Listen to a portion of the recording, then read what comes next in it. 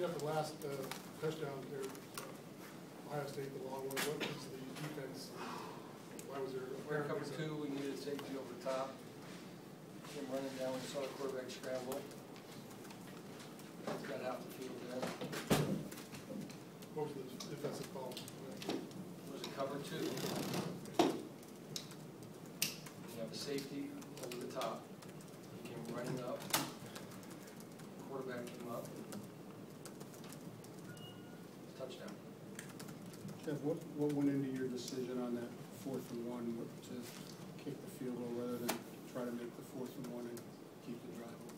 Well, it's a tie football game, you know, and so looking to go ahead. Defense has been playing great in the second half. Just gave up a couple big plays. Really, it was a big play ball game all day as far as they were concerned. Our defense played really well. Gave up 3 or 4 big plays. And, but at that point in the game, you know, you're there to go ahead. At the end of the game, run the clock down a little bit and try not to give them any clock and kick the field goal. Coach, you guys put up 21 points in the second half. Were you doing something different, or did you do something better? No, we would just execute all day long. You know, we had things there. We had quite a few drop balls, and obviously the touchdown that got called back was unfortunate. But really, we just we didn't do anything different. I mean, we just kept utilizing our playbook and you know, moving the ball, but didn't score no points. Jeff, is a tough loss against a team that's good a step in the right direction, or discouraging because you had a chance to win? It's both. It's discouraging for sure, because that's what we came here to do. We came here to win a football game, and we played well enough most of the day to do that. The scoreboard doesn't say it, and that's all that matters. And it doesn't matter what all the stats say. You know, we didn't come away with a win, but like I told the team, I think it proves to this football team that we can play with anybody, any place, and that's what we'll take out of this.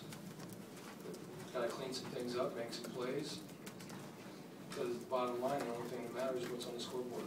Do you reevaluate the starting place kicker position after Vince missed those 3? We'll talk about it. You know, I felt like Vince was close on the other 2, and you know, typically he gets that worked out. And, but you know, obviously a hard day. But it's not, you know, it's not him. It's, you know, it's a team effort. And so I don't want to put it on Vince by any means. It's a team effort in all 3 phases. So you know, I have confidence he'll bounce back. Can you talk about Bigelow and the lift he gave you? Yeah, came in, made a couple of huge plays. You know, especially the first run for a touchdown. That was a great run. Spun around, broke a tackle, and made a great run.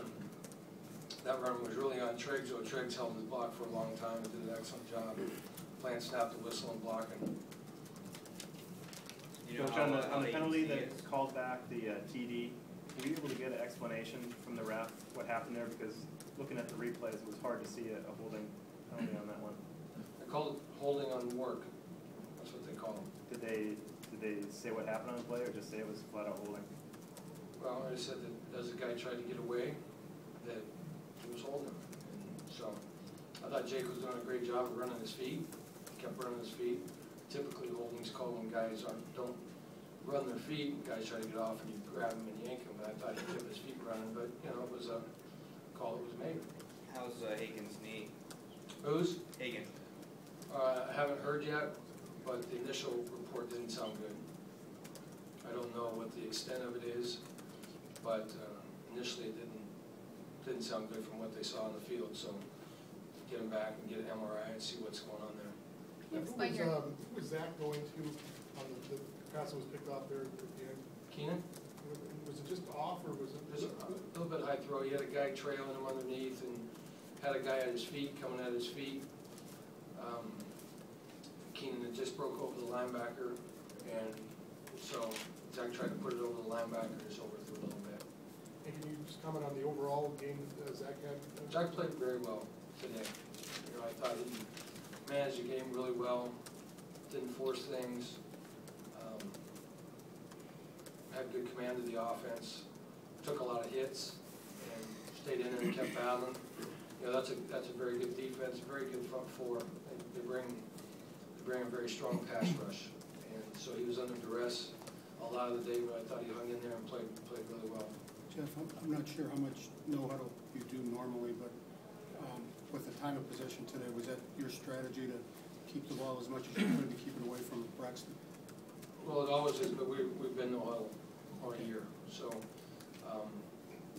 But the time of possession was in our favor. Thought we moved the chains well. And I thought our defense had a lot to do with the time of possession, getting off 3 and out for quite a few series in the second half, coming out early.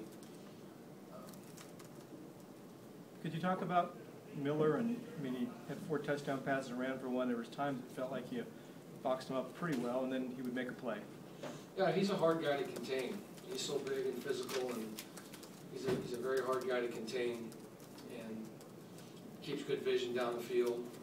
Didn't force many balls. He forced 1 that we got, but most of the day he made good decisions.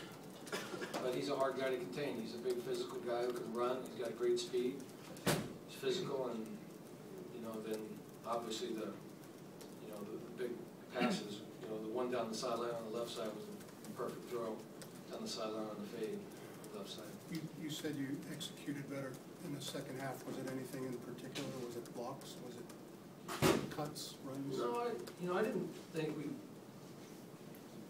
we didn't hurt ourselves. In the first half, we hurt ourselves with a couple penalties, but I thought overall, for the most part, we eliminated a lot of the penalties and just kept moving the sticks, and so, but not enough. I didn't think we played poorly in the first half. Just, a drive, got a touchdown call back, and there's a field goal, so, but we had scoring opportunities. Yeah, what was it about this game that maybe gave you an inkling that Bigelow could be a big factor? Was there anything in the Iowa State defense, why you got? No, there was just a couple plays there where, that we put him in on, and he made big runs. There were a perimeter play where, if we can get him on the edge, and utilize his speed. It seemed like their side-to-side defense was pretty fast against your other guys. He managed to get around him. Is that something he can give you? Yeah. I mean, he has great speed, no doubt about it. And then I think, he showed when he gets in the open field, he's going to run away from most people. I don't know if you already addressed this, but can you explain what went behind your decision to go for the field goal at the end rather than going for a 4th down? Rather than go for it on 4th down, it was 28-28. There's about 4 minutes left in the game, and you're going to go ahead. And so that was the decision to do it. Were you debating it though? Not really. No. I had confidence.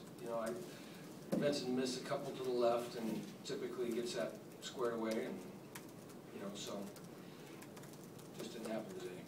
With the way the team maintained its poise in such a hostile environment, do you feel like that can be built on in another tough venue to play in, like USC next week? Without a doubt. Yeah, without a doubt. That's a very good football team over there. They're big and physical and fast and athletic, and we went toe-to-toe with them, and came back from a halftime deficit, came back to go ahead, and so I'm proud of our team, proud of the way they competed, and kept their composure, and